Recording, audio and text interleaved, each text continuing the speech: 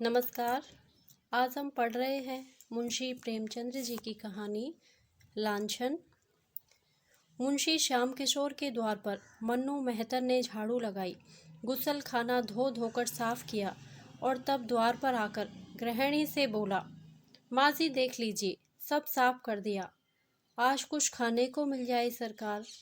देवरानी ने द्वार पर आकर कहा, अभी तो तुम्हें महीना पाए 10 दिन भी नहीं हुए, फिर इतनी जल्द मांगने लगे।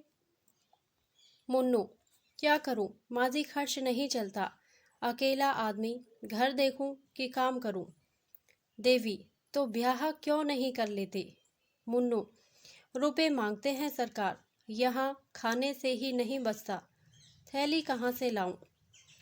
देवी, अभी तो तुम जवान हो, कब तक अकेले बैठे रहोगे। मुन्नू, हुजूर की इतनी निगाह है तो कहीं ना कहीं ठीक हो जाएगा, सरकार कुछ मदद करेंगी ना। देवी, हाँ हाँ, तुम ठीक ठाक करो, मुझसे जो कुछ हो सकेगा मैं दे दूंगी। मुन्नू, सरकार का मिजाज बड़ा अच्छा है, हुजूर इतना ख्याल करती हैं, दूसरे घरों में तो मालकिनें बात भी नहीं पूछती। सरकार को अल्लाह ने जैसी शकल सूरत दी है वैसा दिल भी दिया है। अल्लाह जानता है, हुजूर को देखकर भूख प्यास जाती रहती है। बड़े बड़े घर की औरतें देखी हैं, मुदा आपके तलुओं की बराबरी भी नहीं कर सकती। देवी, चल झूठे, मैं ऐसी कौन खूबसूरत हूँ। मुन्नू, अब सरकार से क्या कहूँ, बड़ी बड़ी खतरानियों को देखता हूँ, मगर गोरेपन के सिवा और कोई बात नहीं, उनमें यह नमक कहाँ सरकार। देवी, 1 रुपए में तुम्हारा काम चल जाएगा। मुन्नू, भला सरकार 2 रुपए तो दे दो।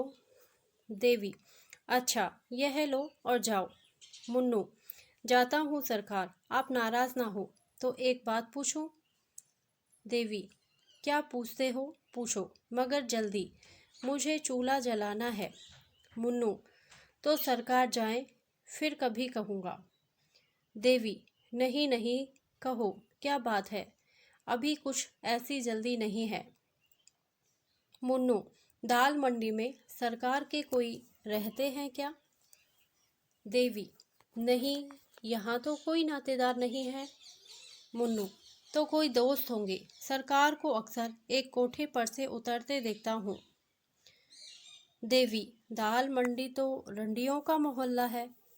मुन्नू, हाँ सरकार, रंडियाँ बहुत हैं यहाँ, लेकिन सरकार तो सीधे साधे आदमी मालूम होते हैं, यहाँ रात को देर से तो नहीं आते। देवी, नहीं, शाम से पहले ही आ जाते हैं और फिर कहीं नहीं जाते।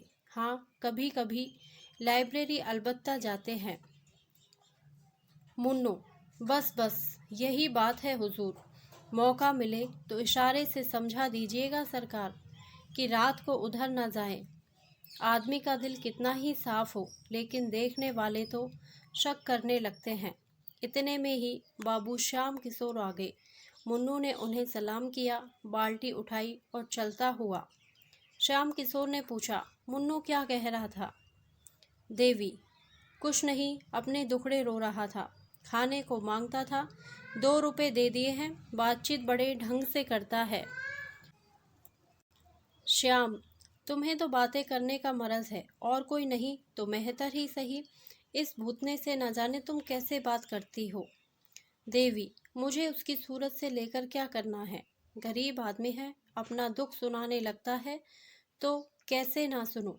बाबू साहब ने बेले का गजरा रुमाल से निकाल देवी के गले में डाल दिया, किंतु देवी के मुख पर प्रसन्नता का कोई चिन्ह न दिखाई दिया।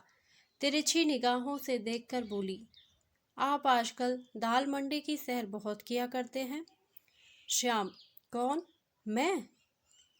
देवी, जी हाँ तुम, मुझसे तो लाइब्रेरी का बहाना करके जाते हो और वहाँ जलसे होते हैं। श्याम, बिल्कुल झूठ, 16 आने झूठ, तुमसे कौन कहता था, यही मुन्नू। देवी, मुन्नू ने मुझसे कुछ नहीं कहा, पर मुझे तुम्हारी टोह मिलती रहती है। श्याम, तुम मेरी टोह मत लिया करो, शक करने से आदमी शक्की हो जाता है और तब बड़े बड़े अनर्थ हो जाते हैं। भला मैं दाल मंडी क्यों जाने लगा? तुमसे बढ़कर दाल मंडी में और कौन है? मैं तो तुम्हारी इन मद भरी आंखों का आशिक हूँ। अगर अप्सरा भी सामने आ जाए तो भी आंख उठाकर ना देखूं। आज शारदा कहाँ है? देवी नीचे खेलने चली गई है। श्याम नीचे मत जाने दिया करो। इक्के मोटरें बग्घियाँ दौड़ती रहती हैं, न जाने कब क्या हो जाए। आज ही अर्दली बाजार में एक वारदात हो गई, 3 लड़के एक साथ दब गए। देवी 3 लड़के? बड़ा गजब हो गया। किसकी मोटर थी? श्याम इसका अभी तक पता नहीं चला। ईश्वर जानता है तुम्हें यह गजरा बहुत खिल रहा है। देवी मुस्कुराकर, चलो बातें ना बनाओ। तीसरे दिन मुन्नू ने देवी से कहा, सरकार एक जगह सगाई ठीक हो रही है, देखिए कॉल से फिर ना जाइएगा, मुझे आपका बड़ा भरोसा है। देवी देख ली औरत, कैसी है? मुन्नू, सरकार जैसी तकदीर में है वैसी है। घर की रोटियां तो मिलेंगी, नहीं तो अपने हाथों ठोकना पड़ता है क्या कि मिजाज की सीधी है। हमारे जात की औरतें बड़ी चंचल होती हैं हुजूर, सैकड़ों पीछे एक भी पाक ना मिलेगी। देवी मेहतर लोग अपनी औरतों को कुछ कहते नहीं। मुन्नू, क्या कहें हुजूर, डरते हैं कहीं अपने आसना से चुगली खाकर हमारी नौकरी चाकरी न छुड़ा दे। मेहतरानियों पर बाबू साहबों की बहुत निगाह रहती है सरकार। देवी हंसकर, चल झूठे, बाबू साहबों की औरतें क्या मेहतरानियों से भी गई गुजरी होती हैं? मुन्नू, अब सरकार कुछ ना कहलाए, हुजूर को छोड़कर और तो कोई ऐसी बबुआई नहीं देखता जिसका कोई बखान करे। बहुत ही छोटा आदमी हूँ सरकार, पर बबुआइनों की तरह मेरी औरत होती तो उससे बोलने को जी ना चाहता। हुजूर के चेहरे मोहरे की कोई औरत मैंने तो नहीं देखी। देवी चल झूठे, इतनी खुशामद करना किससे सीखा? मुन्नू, खुशामद नहीं करता सरकार, सच्ची बात कहता हूँ। हुजूर एक दिन खिड़की के सामने खड़ी थी, रज़ा मियाँ की निगाह आप पर पड़ गई। जूते की बड़ी दुकान है, अल्लाह ने जैसे धन दिया है वैसा भी दिल भी। आपको देखते ही आंखें नीचे कर ली। आज बातों बातों में हुजूर की सकल सूरत को सराहने लगे। मैंने कहा, जैसी सूरत है वैसा सरकार को अल्लाह ने दिल भी दिया है। देवी अच्छा, वह लंबा सा सांवले रंग का जवान है? मुन्नू, हाँ हुजूर वही। मुझसे कहने लगे कि किसी तरह एक बार फिर उन्हें देख पाता, लेकिन मैंने डांट कर कहा, खबरदार मियाँ, जो मुझसे ऐसी बातें की वहाँ तुम्हारी दाल ना गलेगी। देवी तुमने बहुत अच्छा किया, निगोड़े की आंख फूट जाए, जब इधर से जाता है खिड़की की ओर उसकी निगाह रहती है। कह देना इधर भूल कर भी ना ताके। मुन्नू, कह दिया है हुजूर, हुक्म हो तो चलूं, और तो कुछ साफ नहीं करना है। सरकार के आने की वेला हो गई है, मुझे देखेंगे तो कहेंगे यह क्या बातें कर रहा है। देवी ये रोटियां लेते जाओ, आज चूल्हे से बच जाओगे। मुन्नू, अल्लाह हुजूर को सलामत रखे। मेरा तो यही जी चाहता है कि इसी दरवाजे पर पड़ा रहूं और एक टुकड़ा खा लिया करूं। सच कहता हूँ हुजूर को देखकर भूख प्यास जाती रहती है। मुन्नू जा ही रहा था कि बाबू श्याम किशोर ऊपर आ पहुंचे। मुन्नू की पिछली बात उनके कान में पड़ गई। मुन्नू ज्यों ही नीचे गया, बाबू साहब देवी से बोले, मैंने तुमसे कह दिया था ना कि मुन्नू को मुंह ना लगाओ, पर तुमने मेरी बात ना मानी। छोटे आदमी एक घर की बात दूसरे घर पहुंचा देते हैं, इन्हें कभी मुंह ना लगाना चाहिए। भूख प्यास बंद होने की क्या बात थी? देवी क्या जाने भूख प्यास कैसी, ऐसी तो कोई बात ना थी। श्याम थी क्यों नहीं, मैंने साफ सुना। देवी मुझे तो ख्याल नहीं आता, होगी कोई बात, मैं कौन उसकी सब बातें बैठी सुना करती हूँ। श्याम, तो क्या यह दीवार से बातें करता है? देखो, नीचे एक आदमी इस खिड़की की तरफ ताकता चला आता है। इसी मोहल्ले का मुसलमान का लौंडा है, जूते की दुकान करता है। तुम क्यों इस खिड़की पर खड़ी रहा करती हो? देवी, चिक तो पड़ी हुई है। श्याम, चिक के पास खड़ी होने से बाहर का आदमी तुम्हें साफ देख सकता है। देवी, यह मुझे मालूम ना था, अब कभी खिड़की खोलूंगी ही नहीं। श्याम, हाँ, फायदा क्या, मुन्नू को अंदर मत आने दिया करो। देवी, गुसल खाना कौन साफ करेगा? श्याम, खैर आए, मगर उससे बातें ना करनी चाहिए। आज एक नया थिएटर आया है, चलो देखाएं। सुना है इसके एक्टर बहुत अच्छे हैं। इतने में शारदा नीचे से मिठाई का दोना लिए दौड़ती आई। देवी ने पूछा, अरे यह मिठाई किसने दी? शारदा, राजा भैया ने तो दी है, कहते थे तुमको अच्छे अच्छे खिलौने ला दूंगा। श्याम, राजा भैया कौन है? शारदा, वही तो हैं जो अभी इधर से गए हैं। श्याम, वह तो नहीं जो लंबा सा सांवले रंग का आदमी है? शारदा, हाँ हाँ, वही वही, मैं अब उनके घर रोज जाऊंगी। देवी, क्या तू उसके घर गई थी? शारदा, वही तो गोद में उठाकर ले गए थे। श्याम, तू नीचे खेलने मत जाया कर, किसी दिन मोटर के नीचे दब जाएगी। देखती नहीं कितनी मोटरें आती रहती हैं। शारदा, राजा भैया कहते थे तुम्हें मोटर पर हवा खिलाने ले चलेंगे। श्याम, तुम बैठी बैठी क्या करती हो, जो तुमसे एक लड़की की निगरानी भी नहीं हो सकती। देवी, इतनी बड़ी लड़की को संदूक में बंद करके नहीं रखा जा सकता। श्याम, तुम जवाब देने में तो बहुत तेज हो, यह मैं जानता हूँ। यह क्यों नहीं कहती कि बातें करने से फुर्सत नहीं मिलती। देवी, बातें मैं किससे करती हूँ, यहाँ तो कोई पड़ोसिन भी नहीं। श्याम, मुन्नू तो है ही है। देवी, होंठ दबाकर, मुन्नू क्या मेरा कोई सगा है जिससे बैठी बातें किया करती हूँ? गरीब आदमी है, अपना दुख रोता है तो क्या कह दूं, मुझसे तो दुत्कारते नहीं बनता। श्याम, खैर खाना बना लो, 9 बजे तमाशा शुरू हो जाएगा, 7 बज गए हैं। देवी, तुम जाओ देखाओ, मैं ना जाऊंगी। श्याम, तुम ही तो महीनों से तमाशे की रट लगाए हुए थी, अब क्या हो गया? क्या तुमने कसम खा ली है कि यह जो बातें कहे वह कभी ना मानूंगी? देवी, जाने क्यों तुम्हारा ऐसा ख्याल है, मैं तो तुम्हारी इच्छा पाकर ही कोई काम करती हूँ। मेरे जाने से कुछ और पैसे खर्च हो जाएंगे और रुपये कम पड़ जाएंगे तो तुम मेरी जान खाने लगोगे। यही सोचकर मैंने कहा था, अब तुम कहते हो तो चली चलूंगी, तमाशा देखना किसे बुरा लगता है। 9 बजे श्याम किशोर एक तांगे पर बैठकर देवी और शारदा के साथ थिएटर देखने चले। सड़क पर थोड़ी ही दूर गए थे कि पीछे से एक और तांगा आ पहुंचा। इस पर राजा बैठा हुआ था और उसके बगल में बैठा था मुन्नू मेहतर, जो बाबू साहब के घर में सफाई करता था। देवी ने उन दोनों को देखते ही सिर झुका लिया। उसे आश्चर्य हुआ कि राजा और मुन्नू में इतनी गाढ़ी मित्रता है कि राजा उसे तांगे पर बैठाकर सैर कराने ले जाता है। शारदा राजा को देखते ही बोल उठी, बाबूजी देखो, वह राजा भैया आ रहे हैं। ताली बजाकर, राजा भैया इधर देख, हम लोग तमाशा देखने जा रहे हैं। राजा ने मुस्कुरा दिया, मगर बाबू साहब मारे क्रोध के तिलमिला उठे।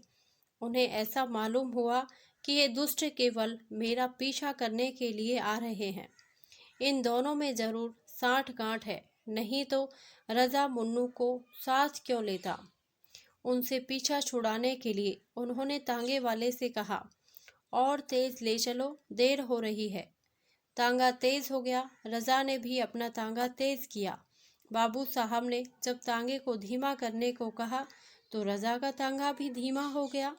आखिर बाबू साहब ने झुंझुला कर कहा, तुम तांगे को छावनी की ओर ले चलो, हम थिएटर देखने नहीं जाएंगे। तांगे वाले ने उनकी ओर कौतूहल से देखा और तांगा फेर दिया। रजा का तांगा भी फिर गया। बाबू साहब को इतना क्रोध आ रहा था कि रजा को ललकारूं, पर डरते थे कि कहीं झगड़ा हो गया तो बहुत से आदमी जमा हो जाएंगे और व्यर्थ ही झेप होगी। लहू का घूंट पीकर रह गए। अपने ही ऊपर झुंझलाने लगे कि नाहक आया, क्या जानता था कि ये दोनों शैतान सिर पर सवार हो जाएंगे। मुन्नू को तो कल ही निकाल दूंगा। बारे रजा का तांगा कुछ दूर चलकर दूसरी तरफ मुड़ गया और बाबू साहब का क्रोध कुछ शांत हुआ, किंतु अब थिएटर जाने का समय न था। छावनी से घर लौट आए। देवी ने कोठे पर आकर कहा, मुफ्त में तांगे वाले को 2 रुपए देने पड़े। श्याम किशोर ने उसकी ओर रक्त शोषक दृष्टि से देखकर कहा, और मुन्नू से बातें करो और खिड़की पर खड़ी हो होकर रजा को छवि दिखाओ। तुम न जाने क्या करने पर तुली हुई हो। देवी, ऐसी बातें मुंह से निकालते तुम्हें शर्म नहीं आती? तुम मेरा व्यर्थ ही अपमान करते हो, इसका फल अच्छा ना होगा। मैं किसी मर्द को तुम्हारे पैरों की धूल के बराबर भी नहीं समझती। उस अभागे मेहतर की क्या हकीकत है, तुम मुझे इतनी नीच समझते हो? श्याम, नहीं, मैं तुम्हें इतनी नीच नहीं समझता, मगर बेसमझ जरूर समझता हूँ। तुम्हें इस बदमाश को कभी मुंह ना लगाना चाहिए था। अब तो तुम्हें मालूम हो गया कि वह छटा हुआ शोहदा है या अब भी कुछ शक है। देवी, मैं उसे कल ही निकाल दूंगी। मुंशी जी लेटे पर चित्त अशांत था। वह दिन भर दफ्तर में रहते थे, क्या जान सकते थे कि उनके पीछे देवी क्या करती है। वह यह जानते थे कि देवी पतिव्रता है, पर यह भी जानते थे कि अपनी छवि दिखाने का सुंदरियों को मरज होता है। देवी जरूर बन ठनकर खिड़की पर खड़ी होती है और मोहल्ले के शोहदे उसको देख देखकर मन में न जाने क्या क्या कल्पना करते होंगे। इस व्यापार को बंद कराना उन्हें अपने काबू से बाहर मालूम होता था। शोहदे वशीकरण की कला में निपुण होते हैं। ईश्वर ना करे इन बदमाशों की निगाह किसी भले घर की बहू बेटी पर पड़े। इनसे पिंड कैसे छुड़ाऊं? बहुत सोचने के बाद अंत में उन्होंने वह मकान छोड़ देने का निश्चय किया। इसके सिवा उन्हें दूसरा कोई उपाय न सूझा। देवी से बोले, कहो तो यह घर छोड़ दूं? इन शोहदों के बीच में रहने से आबरू बिगड़ने का भय है। देवी ने आपत्ति के भाव से कहा, जैसी तुम्हारी इच्छा। श्याम, आखिर तुम ही कोई उपाय बताओ। देवी, मैं कौन सा उपाय बताऊं और किस बात का उपाय? मुझे तो घर छोड़ने की कोई जरूरत नहीं मालूम होती। 1-2 नहीं, 1,00,000-2 लाख शोहदे हों तो क्या कुत्तों के भूखने के भय से भला कोई अपना मकान छोड़ देता है? श्याम, कभी कभी कुत्ते काट भी लेते हैं। देवी ने इसका कोई जवाब न दिया और तर्क करने से पति की दुश्चिंताओं के बढ़ जाने का भय था। यह शक्की तो है ही, न जाने उसका क्या आशय समझ बैठे। तीसरे ही दिन श्याम बाबू ने वह मकान छोड़ दिया। इस नए मकान में आने के 1 सप्ताह पीछे एक दिन मुन्नू सिर में पट्टी बांध लाठी से टेकता हुआ आया और आवाज दी। देवी उसकी आवाज पहचान गई, पर उसे दुत्कारा नहीं। जाकर किवाड़ खोल दिए। पुराने घर के समाचार जानने के लिए उसका चित्त लालायित हो रहा था। मुन्नू ने अंदर आकर कहा, सरकार, जब से आपने वह मकान छोड़ दिया, कसम ले लीजिए जो उधर एक बार भी गया हूँ, उस घर को देखकर रोना आने लगता है। मेरा जी चाहता है कि इसी मोहल्ले में आऊं। पागलों की तरह इधर उधर मारा मारा फिरा करता हूँ। सरकार, किसी काम में जी नहीं लगता, बस हर घड़ी आप ही की याद आती रहती है। हुजूर जितनी परवरिश करती थी उतनी अब कौन करेगा? यह मकान तो बहुत छोटा है। देवी, तुम्हारे ही कारण तो वह मकान छोड़ना पड़ा। मुन्नू, मेरे कारण? मुझसे कौन सी खता हुई सरकार? देवी, तुम ही तो तांगे पर रजा के साथ बैठे मेरे पीछे पीछे आ रहे थे। ऐसे आदमी पर आदमी का शक होता ही है। मुन्नू, अरे सरकार, उस दिन की बात ना पूछिए। रजा मियाँ को एक वकील साहब से मिलने जाना था। वह छावनी में रहते थे। मुझे भी साथ बिठा लिया। उनका साइज कहीं गया हुआ था। मारे लिहाज के आपके तांगे के आगे ना निकलते थे। सरकार उसे शोहदा कहती हैं। उसका उसका सा भला आदमी मोहल्ले भर में नहीं है। पांचों वक्त की नमाज पढ़ता है हुजूर। 30 रोजे रखता है। घर में बीवी बच्चे सभी मौजूद हैं। क्या मजाल कि किसी की बद निगाह हो। देवी, खैर होगा। तुम्हारे सिर में पट्टी क्यों बंधी है। मुन्नू, इसका माजरा ना पूछिए हुजूर। आपकी बुराई करते किसी को देखता हूँ तो बदन में आग लग जाती है। दरवाजे पर जो हलवाई रहता था कहने लगा, मेरे कुछ पैसे बाबूजी पर आते हैं। मैंने कहा, वह ऐसे आदमी नहीं है कि तुम्हारे पैसे हजम कर जाते। बस हुजूर, इसी बात पर तकरार हो गई। मैं तो दुकान के नीचे नाली धो रहा था। वह ऊपर से कूद कर आया और मुझे ढकेल दिया। मैं बेखबर खड़ा था। चारों खाने चित्त सड़क पर गिर पड़ा। चोट तो आई, मगर मैंने भी दुकान के सामने बच्चा को इतनी गालियां सुनाई कि याद ही करते होंगे। अब घाव अच्छा हो रहा है हुजूर। देवी, राम राम। नाहक लड़ाई लेने गए। सीधी सी बात तो थी। कह देते तुम्हारे पैसे आते हैं तो जाकर मांग लाओ। है शहर ही में, दूसरे देश तो नहीं भाग गए। मुन्नू, हुजूर, आपकी बुराई सुन के नहीं रहा जाता। फिर चाहे वह अपने घर का लाट साहब ही क्यों ना हो, भिड़ पड़ूंगा। वह महाजन होगा तो अपने घर का होगा। यहाँ कौन उसका दिया खाते हैं। देवी, उस घर में अभी कोई आया कि नहीं। मुन्नू, कई आदमी देखने आए हुजूर, मगर जहाँ आप रह चुकी हैं वहाँ अब दूसरा कौन रह सकता है। हम लोगों ने उन लोगों को भड़का दिया। रजा मियाँ तो हुजूर उसी दिन से खाना पीना छोड़ बैठे हैं। बिटिया की याद करके रोया करते हैं। हुजूर को हम गरीबों की याद काहे को आती होगी। देवी, याद क्यों नहीं आती। मैं आदमी नहीं हूँ। जानवर तक थान छूटने पर 2-4 दिन चारा नहीं खाते। यह पैसे लो, कुछ बाजार से लाकर खा लो, भूखे होंगे। मुन्नू, हुजूर की दुआ से खाने की तंगी नहीं है। आदमी का दिल देखा जाता है हुजूर। पैसा की कौन बात है, आपका दिया तो खाते ही हैं। हुजूर का मिजाज ऐसा है कि आदमी बिना कौड़ी का गुलाम हो जाता है। तो अब चलूँगा हुजूर, बाबूजी आते होंगे। कहेंगे यह शैतान यहाँ फिर आ पहुँचा। देवी, अभी उनके आने में बड़ी देर है।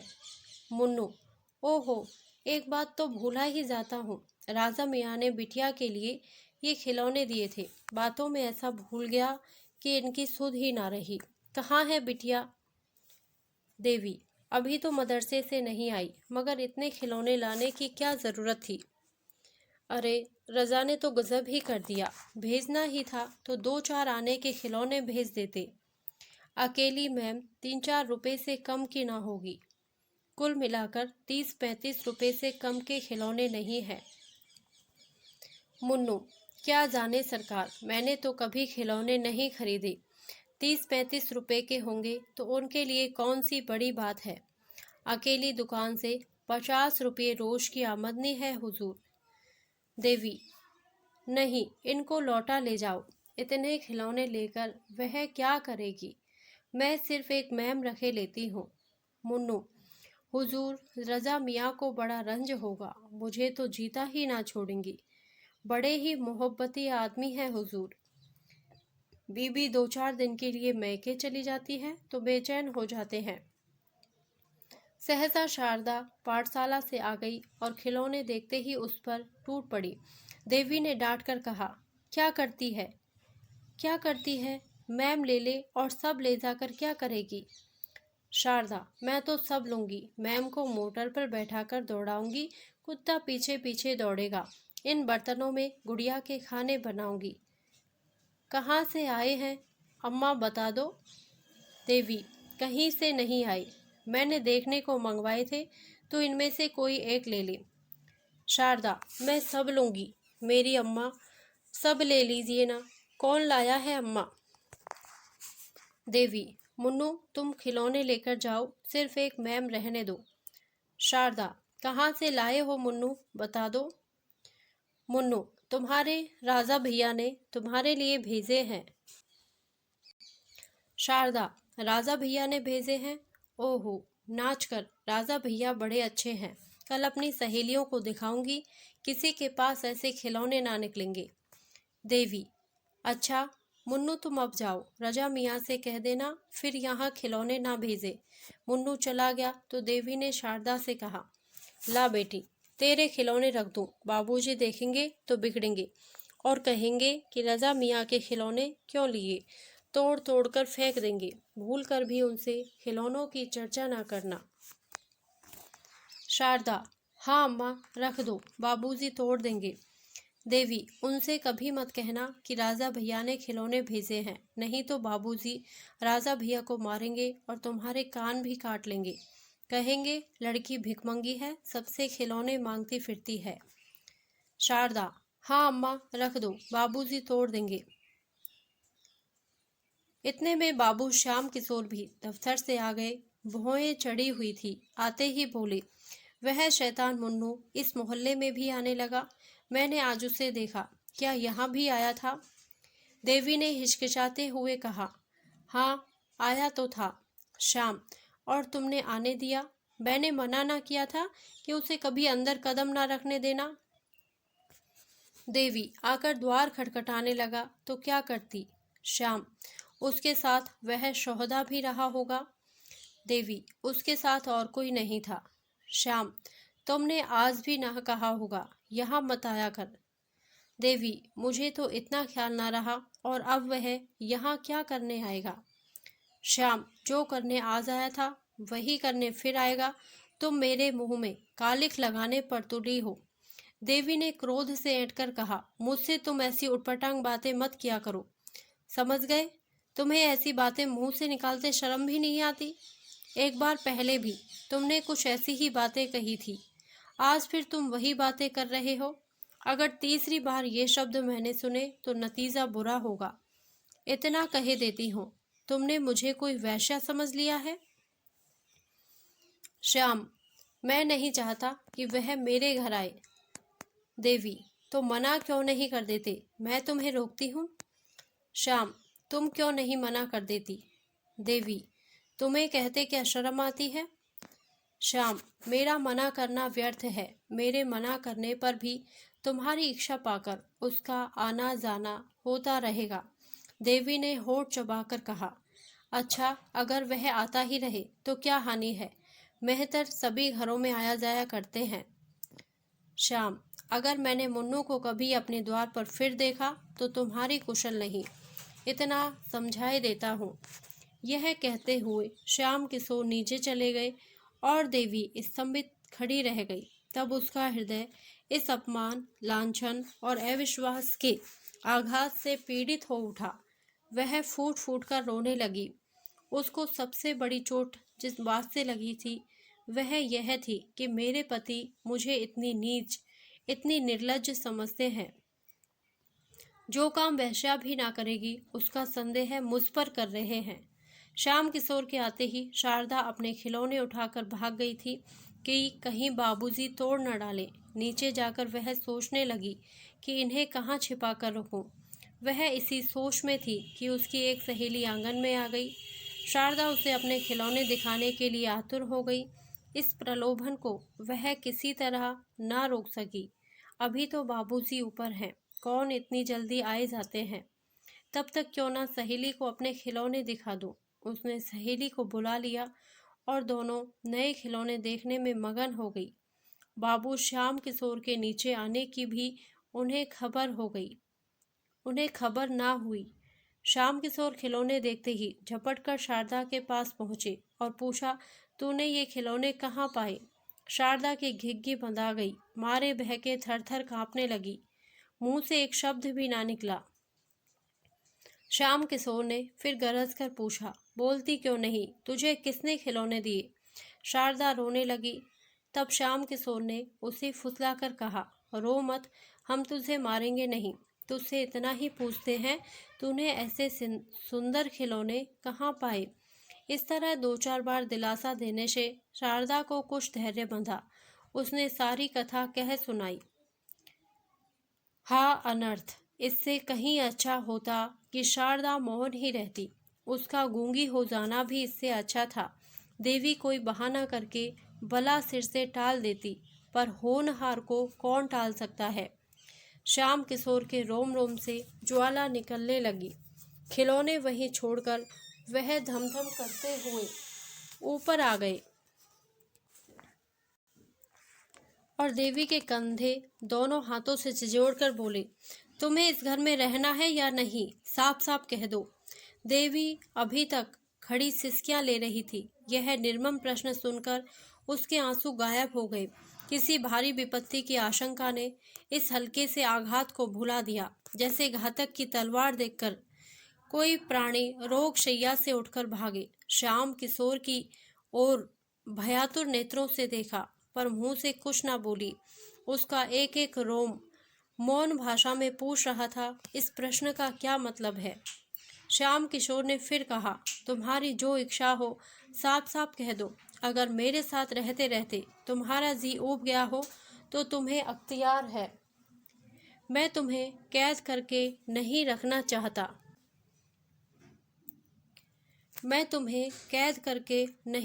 चाहता। मेरे साथ तुम्हें छल कपट करने की जरूरत नहीं। मैं सहर्ष तुम्हें विदा करने को तैयार हूँ। जब तुमने मन में एक बात निश्चय कर ली तो मैंने भी निश्चय कर लिया। तुम इस घर में अब नहीं रह सकती, रहने के योग्य नहीं हो। देवी ने आवाज संभाल कर कहा, तुम्हें आजकल क्या हो गया है?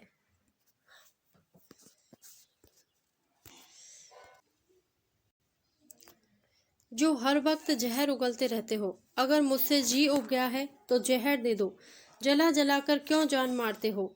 मेहतर से बातें करना तो ऐसा अपराध ना था। जब उसने आकर पुकारा तो मैंने द्वार खोल दिया। अगर मैं जानती कि जरा सी बात का बतंगड़ हो जाएगा तो उसे दूर से ही दुत्कार देती। श्याम, जी चाहता है तालू से जवान खींच लूं। बातें होने लगी, इशारे होने लगे, तोहफे आने लगे। अब बाकी क्या रह गया? देवी, क्यों नाहक घाव पर नमक छिड़कते हो? एक अबला की जान लेकर कुछ पा ना जाओगे। श्याम, मैं झूठ कहता हूँ। देवी, हाँ झूठ कहते हो। श्याम, ये खिलौने कहाँ से आए? देवी का कलेजा धक से हो गया। काटो तो बदन में लहू नहीं। समझ गई, इस वक्त ग्रह बिगड़े हुए हैं। सर्वनाश के सभी संयोग मिलते जाते हैं। ये निगौड़े खिलौने न जाने किस बुरी साहित में आए। मैंने लिए ही क्यों? उसी वक्त लौटा क्यों ना दिए? बात बनाकर बोली, आग लगे, वही खिलौने तोहफे हो गए। बच्चों को कोई कैसे रोके? किसी की मानते हैं? कहती रही मत ले, मगर ना मानी तो मैं क्या करती? हाँ, यह जानती थी कि इन खिलौनों पर मेरी जान मारी जाएगी तो जबरदस्ती छीनकर फेंक देती। श्याम, इनके साथ और कौन कौन सी चीजें आई हैं? भला चाहती हो तो अभी लाओ। देवी, जो कुछ आया होगा इसी घर ही में होगा। देख क्यों नहीं लेते? इतना बड़ा घर भी नहीं है कि 4 दिन देखते लग जाएं। श्याम, मुझे इतनी फुर्सत नहीं है। खैरियत इसी में है। तुम भरी गंगा में कसम खाओ तो भी मुझे विश्वास न आएगा। देवी, तो घर में देख क्यों नहीं लेते? श्याम किशोर ने घूंसा तान कर कहा, कह दिया मुझे फुर्सत नहीं है। सीधे से सारी चीजें लाकर रख दो, नहीं तो इस दम गला दबाकर मार डालूंगा। देवी, मारना हो तो मार डालो। जो चीजें आई ही नहीं उन्हें मैं दिखा कहाँ से दूं? श्याम किशोर ने क्रोध से उन्मत्त होकर देवी को इतनी जोर से धक्का दिया कि चारों खाने चित्त जमीन पर गिर पड़ी। तब उसके गले पर हाथ रखकर बोले, दबा दूं गला? ना दिखलाएगी तू उन चीजों को? देवी, जो अरमान हो पूरे कर लो। श्याम, खून पी जाऊंगा, तूने समझा क्या है? देवी, अगर दिल की प्यास बुझती हो तो पी जाओ। श्याम, फिर तो उस मेहतर से बातें ना करोगी? अगर अब कभी मुन्नू या उस सोहदे को द्वार पर देखा तो गला काट दूंगा।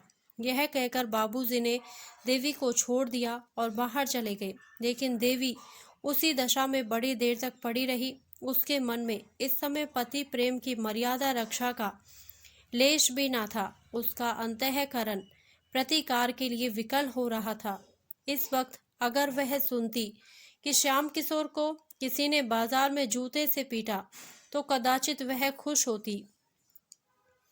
कई दिनों तक पानी से भीगने के बाद आज यह झोंका पाकर प्रेम की दीवार भूमि पर गिर पड़ी और मौन की रक्षा करने वाली कोई साधना ना रही। आज केवल संकोच और लोकलाज की हल्की सी रस्सी रह गई जो एक झटके में टूट सकती है।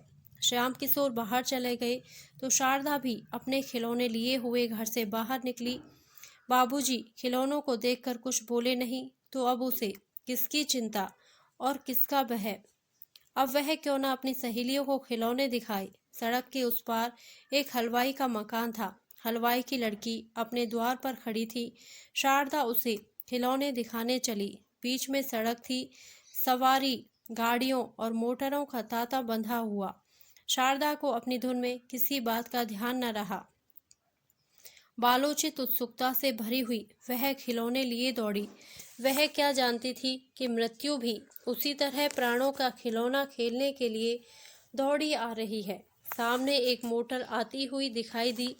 दूसरी ओर से एक बग्घी आ रही थी। शारदा ने चाहा दौड़कर उस पार निकल जाए। मोटर ने बिगुल बजाया। शारदा ने जोर मारा कि सामने से निकल जाए, पर होनहार को कौन टालता। मोटर बालिका को रौंदती हुई चली गई। सड़क पर एक मांस की लोथ पड़ी रह गई। खिलौने ज्यों के त्यों थे, उनमें से एक भी ना टूटा। खिलौने रह गए, खेलने वाला चला गया। दोनों में कौन स्थायी है कौन अस्थायी, इसका फैसला कौन करे। चारों ओर से लोग दौड़ पड़े। अरे यह तो बाबूजी की लड़की है जो ऊपर वाले मकान में रहते हैं। लोथ कौन उठाए। एक आदमी ने लपककर द्वार पर पुकारा, बाबूजी आपकी लड़की तो सड़क पर नहीं खेल रही थी, जरा नीचे तो आ जाइए।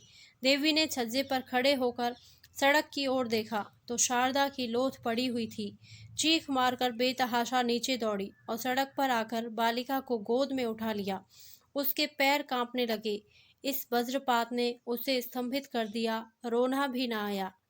मोहल्ले के कई आदमी पूछने लगे, बाबूजी कहाँ गए हैं, उनको कैसे बुलाया जाए। देवी क्या जवाब देती। वह तो संज्ञाहीन हो गई थी। लड़की की लाश गोद में लिए उसके रक्त से अपने वस्त्रों को भिगोती आकाश की ओर ताक रही थी, मानो देवता से पूछ रही हो, क्या सारी विपत्तियां मुझी पर। अंधेरा होता जाता था पर बाबूजी का पता नहीं, कुछ मालूम भी नहीं वह कहाँ गए हैं। धीरे धीरे 9 बजे पर अब तक बाबूजी ना लौटे। इतनी देर तक बाहर ना रहते थे, क्या आज ही उन्हें गायब भी होना था। 10 बज गए। अब देवी रोने लगी। उसे लड़की की मृत्यु का इतना दुख न था जितना अपनी असमर्थता का। वह कैसे शव की दाह क्रिया करेगी, कौन उसके साथ जाएगा। क्या इतनी रात गए कोई उसके साथ चलने को तैयार होगा। अगर कोई न गया तो क्या उसे अकेली ही जाना पड़ेगा। क्या रात भर लोथ पड़ी रहेगी। ज्यों ज्यों सन्नाटा होता जाता था, देवी को भय होता। वह पछता रही थी कि शाम ही को क्यों ना उसे लेकर चली गई। 11 बजे थे। सहसा किसी ने द्वार खोला। देवी उठकर खड़ी हो गई। समझी बाबूजी आ गए।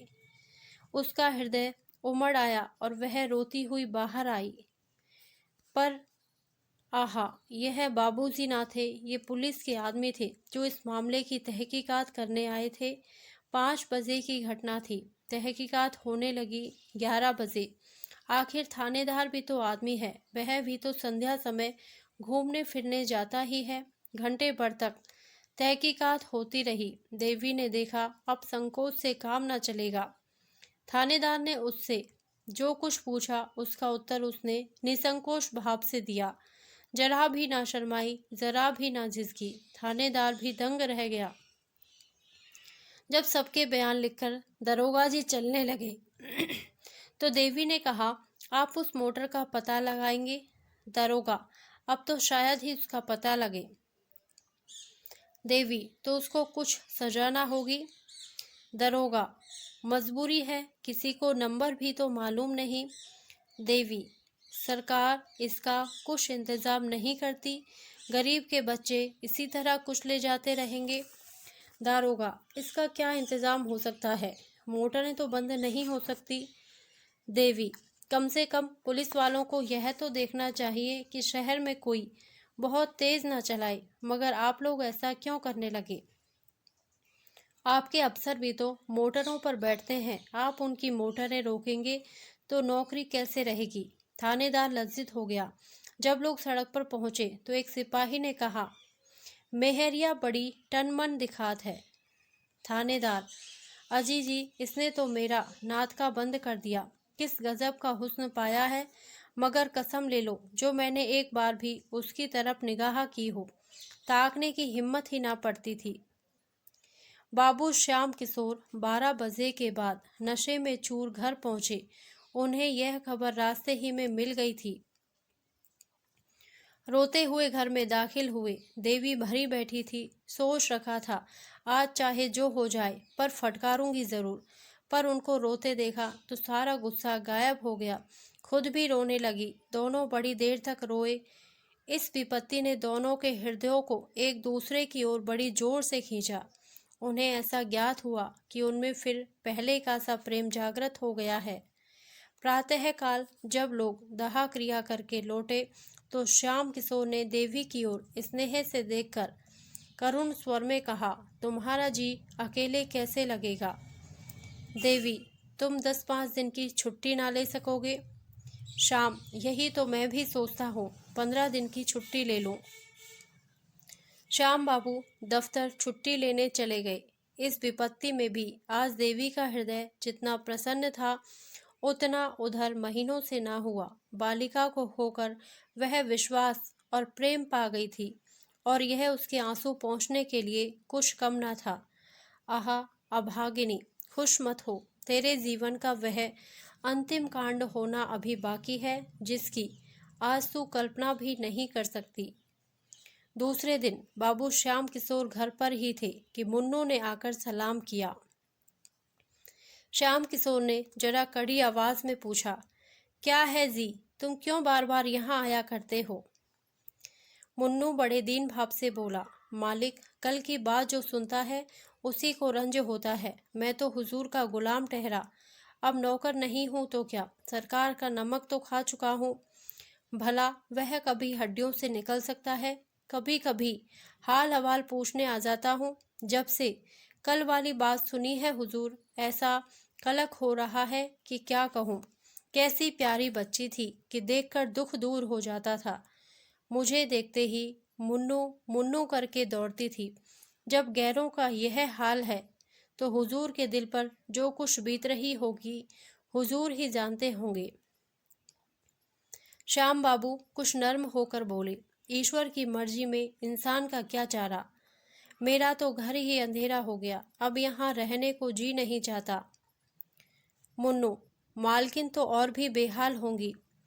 शाम हुआ जी चाहे मैं तो उसे शाम सवेरा खिला लिया करता था। माँ तो दिन भर साथ रहती थी। मैं तो काम धंधों में भूल भी जाऊंगा, वह कहाँ भूल सकती है। उनको तो सारी जिंदगी का रोना है। पति को मुन्नू से बातें करते सुनकर देवी ने कोठे पर से आंगन की ओर देखा। मुन्नू को देखकर उसकी आंखों में बेअख्तियार आंसू भर आए। बोली, मुन्नू मैं तो लुट गई। मुन्नू, हुजूर अब सब्र कीजिए, रोने धोने से क्या फायदा। यही सब अंधेर देखकर तो कभी कभी अल्लाह मियाँ को जालिम कहना पड़ता है। जो बेईमान है, दूसरों का गला काटते फिरते हैं, उनसे अल्लाह मियाँ भी डरते हैं। जो सीधे और सच्चे हैं उन्हीं पर आफत आती है। मुन्नू देवी को दिलासा देता रहा। श्याम बाबू भी उसकी बातों का समर्थन करते जाते थे। जब वह चला गया तो बाबू साहब ने कहा, आदमी तो कुछ बुरा नहीं मालूम होता। देवी ने कहा, मोहब्बती आदमी है, रंज ना होता तो यहाँ क्यों आता। 15 दिन गुजर गए। बाबू साहब फिर दफ्तर जाने लगे। मुन्नू इस बीच में फिर कभी ना आया। अब तक तो देवी का दिन पति से बातें करने में कट जाता था, लेकिन अब उनके चले जाने पर उसे बार बार शारदा की याद आती। प्राय सारा दिन रोते ही कटता था। मोहल्ले की 2-4 नीच जाति की औरतें आती थी, लेकिन देवी का उनसे मन न मिलता था। वे झूठी सहानुभूति दिखाकर देवी से कुछ ऐंठना चाहती थी। एक दिन कोई 4 बजे मुन्नू फिर आया और आंगन में खड़ा होकर बोला, मालकिन, मैं हूँ मुन्नू, जरा नीचे आ जाइएगा। देवी ने ऊपर ही से पूछा, क्या काम है, कहो तो। मुन्नू, जरा आइए तो। देवी नीचे आई तो मुन्नू ने कहा, रजा मियाँ बाहर खड़े हैं और हुजूर से मातम पुरसी करते हैं। देवी ने कहा, जाकर कह दो, ईश्वर की जो मर्जी थी वह हुई।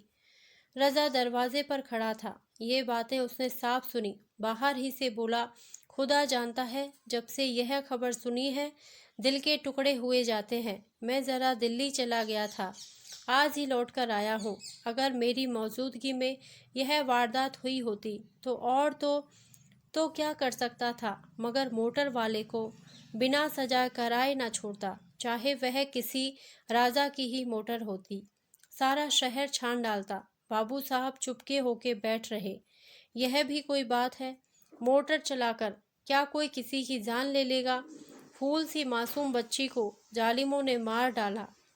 हाय, अब कौन मुझे राजा भैया कहकर पुकारेगा?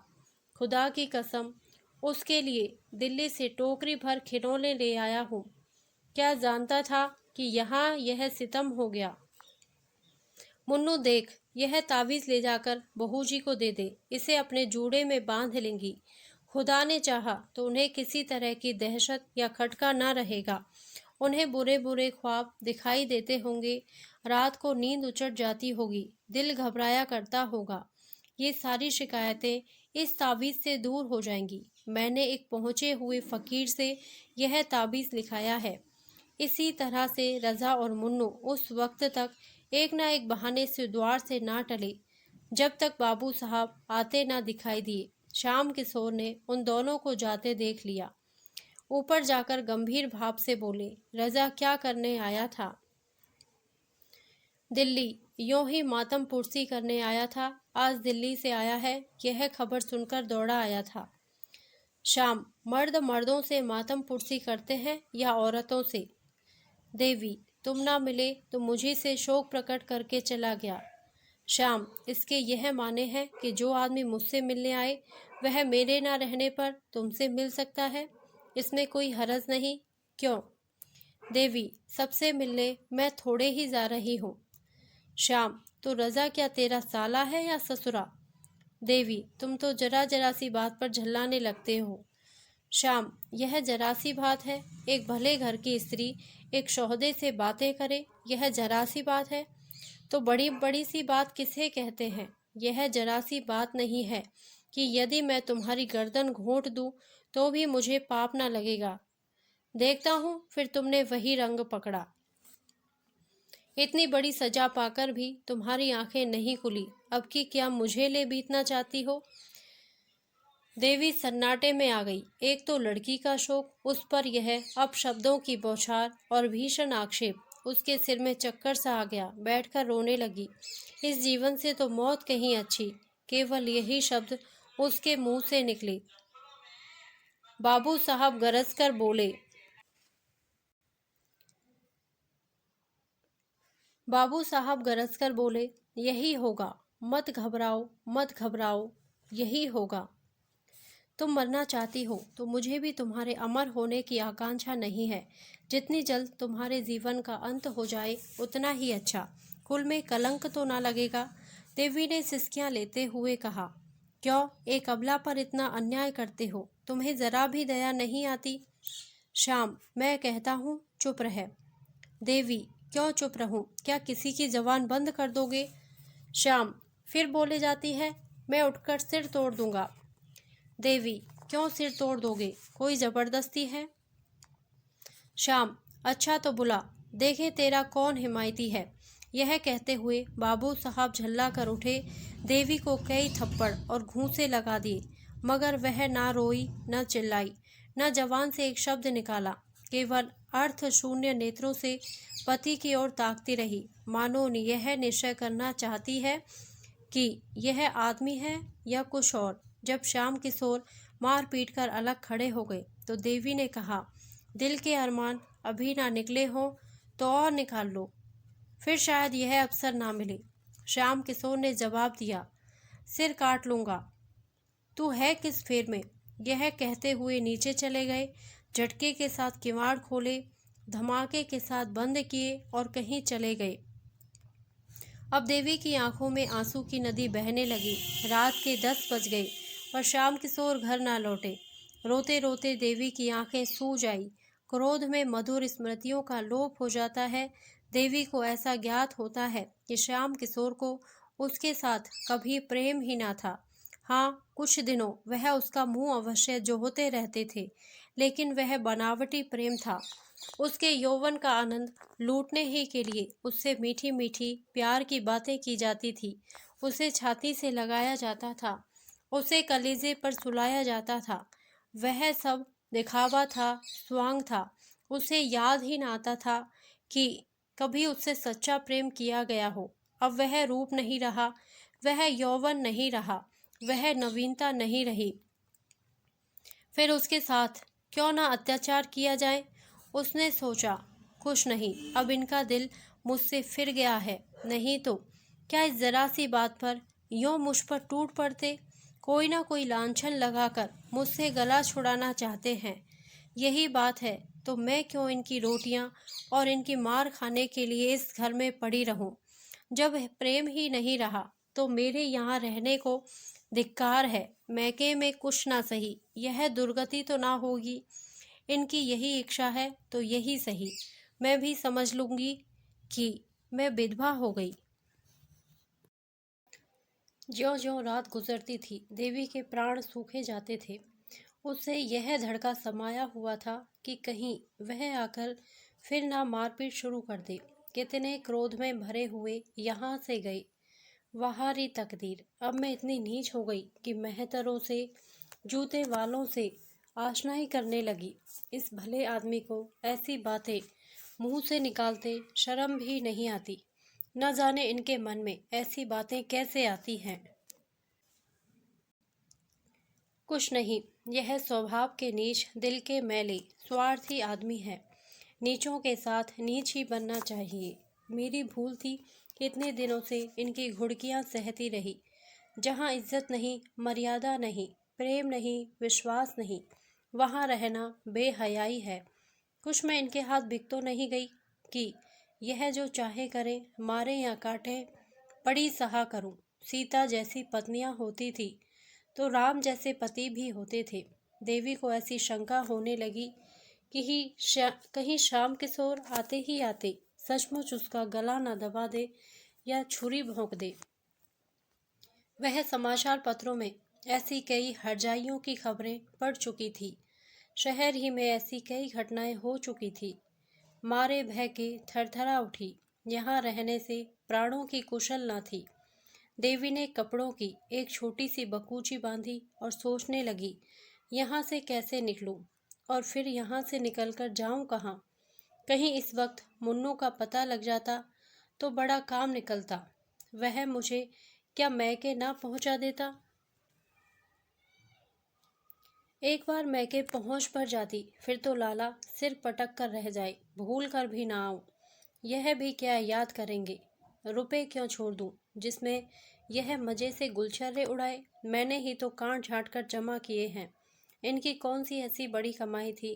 खर्च करना चाहती तो कौड़ी ना बचाती, पैसा पैसा बचाती रहती थी। देवी ने जाकर नीचे के किवाड़ बंद कर दिए।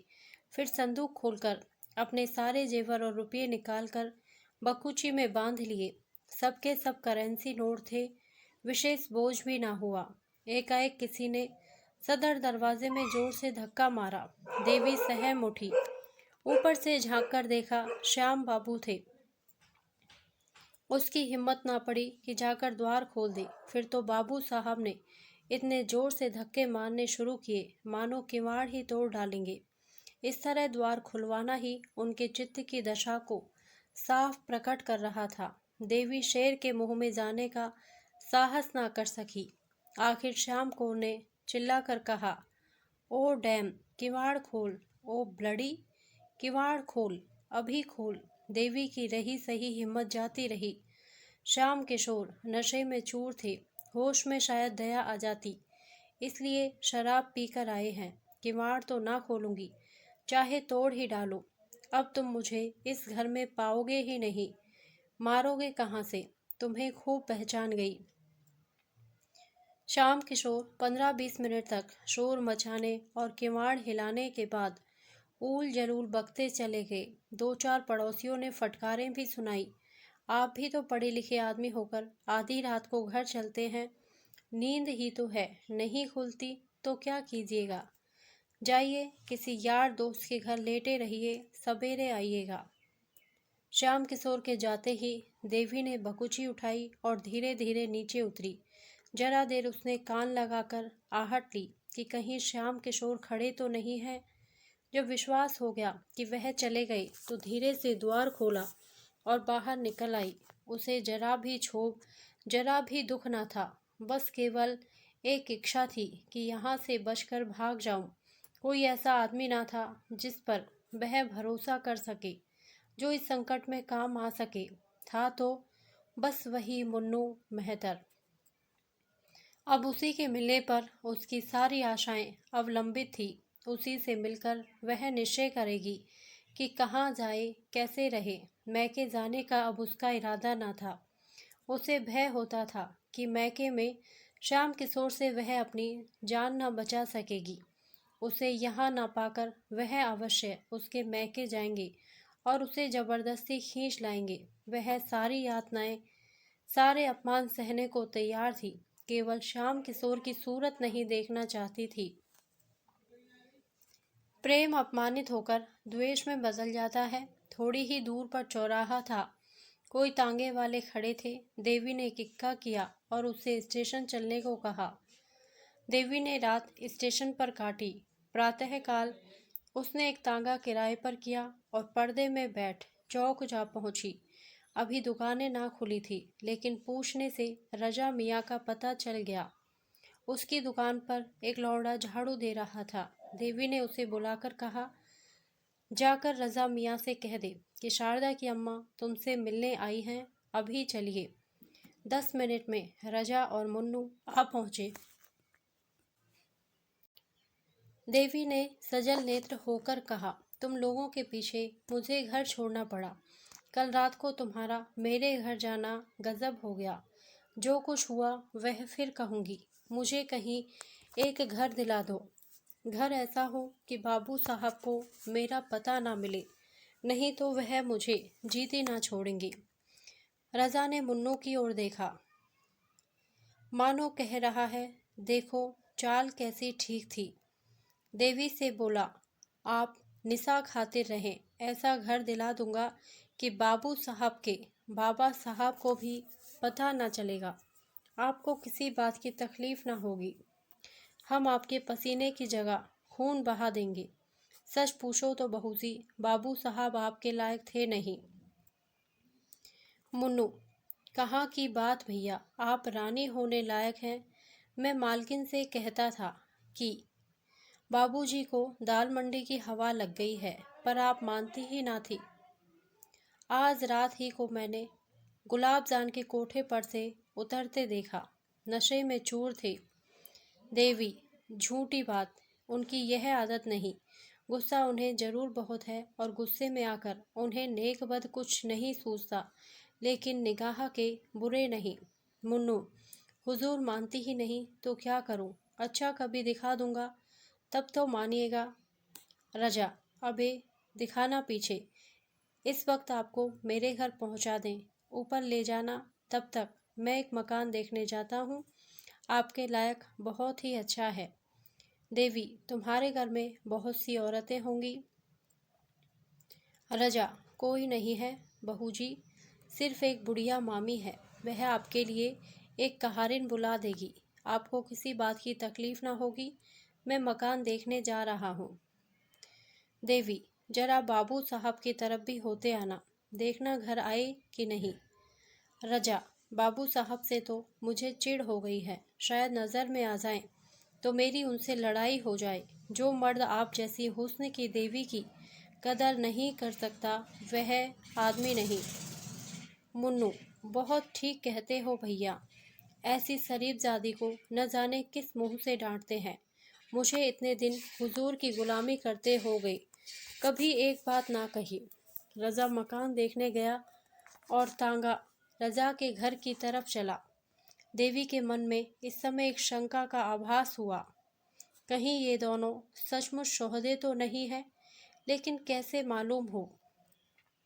यह सत्य है कि देवी ने जीवन पर्यंत के लिए स्वामी का परित्याग किया था, पर इतनी ही देर में उसे कुछ पश्चाताप होने लगा। अकेली एक घर में कैसे रहेगी, बैठी बैठी क्या करेगी, यह कुछ उसकी समझ में न आता था। उसके दिल ने कहा, क्यों ना घर लौट चलूं, ईश्वर करे वह अभी घर न आए हो। मुन्नू से बोली, तुम जरा दौड़कर देखो तो बाबूजी घर आए कि नहीं। मुन्नू, आप चलकर आराम से बैठे, मैं देख आता हूँ। देवी, मैं अंदर ना जाऊंगी। मुन्नू, खुदा की कसम खा के कहता हूँ घर बिल्कुल खाली है। आप हम लोगों पर शक करती हैं। हम वह लोग हैं कि आपका हुक्म पाएं तो आग में कूद पड़ें। देवी इक्के से उतरकर अंदर चली गई। चिड़िया एक बार पकड़ जाने पर भी फड़फड़ाई, किंतु पैरों में लासा लगे होने के कारण उड़ न सकी और शिकारी ने उसे अपनी झोली में रख लिया। वह अभागनी क्या फिर कभी आकाश में उड़ेगी, क्या फिर उसे डालियों पर चहकना नसीब होगा। श्याम किशोर सवेरे घर लौटे तो उनका चित्त शांत हो गया। उन्हें शंका हो रही थी कि कदाचित देवी घर ना होगी।